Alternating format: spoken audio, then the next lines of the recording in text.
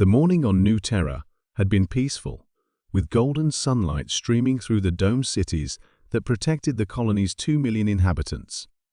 Children played in the hydroponic gardens while their parents worked in the mineral extraction facilities that had made this distant world humanity's most prosperous outpost. Dr. Sarah Chen was reviewing geological surveys when the sky began to burn. The Zephyrian fleet materialized without warning, their crystalline vessels emerging from quantum-fold space like deadly mirages. Admiral Kethvar stood on the command deck of the flagship Voidrender, his 6 eyes studying the human settlement below with cold calculation. The Galactic Consortium had voted unanimously humanity's expansion into the Outer Rim violated ancient territorial accords that predated their species by millennia. "Begin orbital bombardment," Kethvar commanded, his translator converting his clicking mandibles into cold mechanical words. "Leave no structure intact. The humans must understand that some boundaries cannot be crossed." The attack lasted exactly 17 minutes. Plasma cannons vaporized the domed cities in brilliant flashes of blue-white light. Fusion torpedoes cracked the planet's crust, sending molten rock geysering into the atmosphere.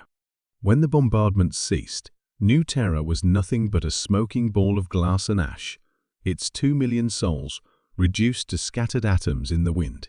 The last transmission from New Terra reached Earth's communication arrays 6 days later. A fragmentary message from a dying orbital station. "Fleet of unknown origin. Massive bombardment. Colony lost. Tell our families we." Then, silence. Admiral Marcus Rodriguez stood in the war room beneath Geneva, his weathered face illuminated by the holographic display, showing New Terra's final moments. Around the circular table sat the representatives of every Earth nation, their faces grim as they watched humanity's first genocide play out in horrifying detail. "How many ships?" asked President Chen, her voice barely above a whisper. "Intelligence estimates place the attacking force at approximately 50,000 vessels," Rodriguez replied, "each one larger than our most advanced dreadnoughts." This wasn't just an attack, it was a demonstration of power. The Chinese premier leaned forward. "And our response?" Rodriguez activated another hologram, this one showing the sprawling shipyards of Luna, Mars, and the asteroid belt. Massive construction platforms stretched across the solar system, their automated factories working at maximum capacity. "We've been preparing for this possibility since first contact with the Galactic Consortium 20 years ago," he said. "Operation Terran Shield has been accelerating ship production continuously. As of this morning, we have 700,000 combat-ready vessels." Murmurs of amazement rippled around the table. Even Earth's leaders hadn't realized the true scope of their military buildup. 700,000, repeated the Russian premier. "Against their 50,000? The consortium believes humans are a primitive species," Rodriguez explained. "They think in terms of quality over quantity.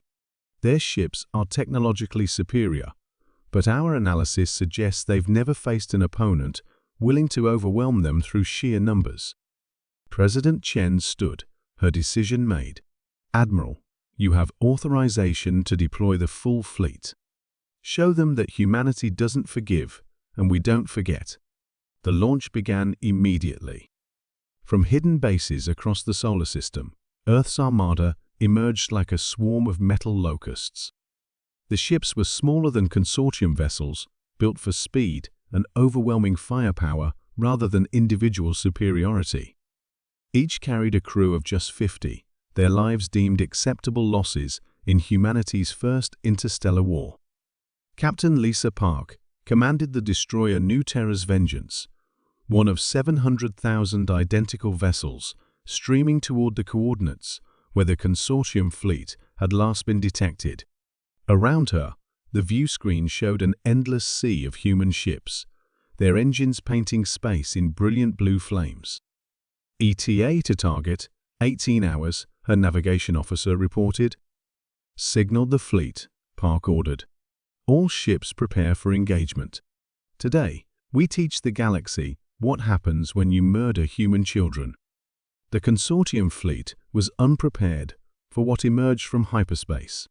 Admiral HFY watched his sensors with growing disbelief as ship after ship materialized, their numbers climbing past all reasonable expectations.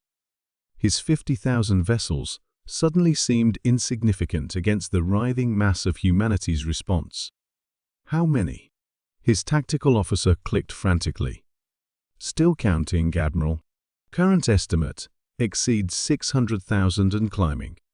The battle was unlike anything the galaxy had ever witnessed.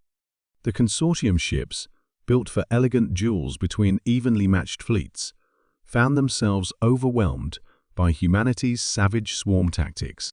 For every human ship destroyed, 10 more took its place, their weapons blazing with desperate fury.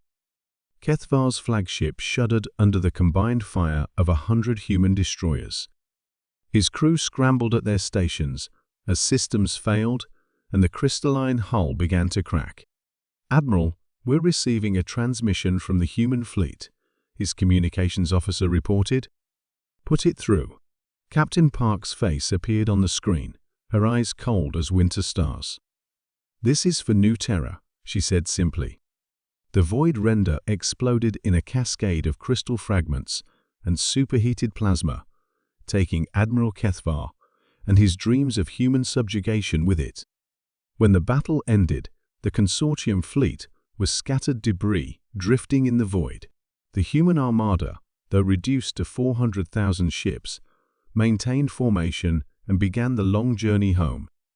News of the victory reached Earth within hours, transmitted by quantum relay through the communication networks the consortium had believed were beyond human understanding.